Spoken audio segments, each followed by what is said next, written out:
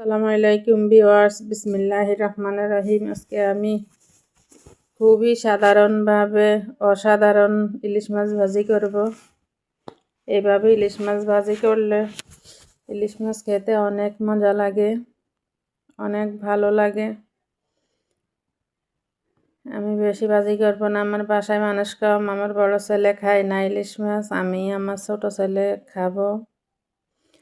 আমি মাছ এক সাইড করে আমি পেঁয়াজ মরিচ টমেটো দিয়ে দিলাম আর লবণ দিয়ে দিলাম। এগুলো একটু নরম হওয়া পর্যন্ত ভাজতে থাকবো। তারপর আমি একটু হলুদের গুঁড়ো দিয়ে দিলাম। ব্যাস, আমি আর কোনো মশলা দিব না, শুধু একটু হলুদের গুঁড়ো দিছি, আর কোনো মশলাই দিব না। রান্নাটা অসাধারণ, একদম সাধারণভাবে রান্না করলেও খেতে একদম অসাধারণ হয়েছে, খুবই ভালো হয়েছে রান্নাটা। এইভাবে একবার রান্না করে দেখবেন, ইলিশ মাছ খেতে এত টেস্ট লাগবে। আমার বড় ছেলে ইলিশ মাছ খায় না, তাই আমি একটা ডিম দিলাম ওর জন্য সাথে। ভিডিওটা ভালো লাগলে লাইক কমেন্ট শেয়ার করে দেবেন।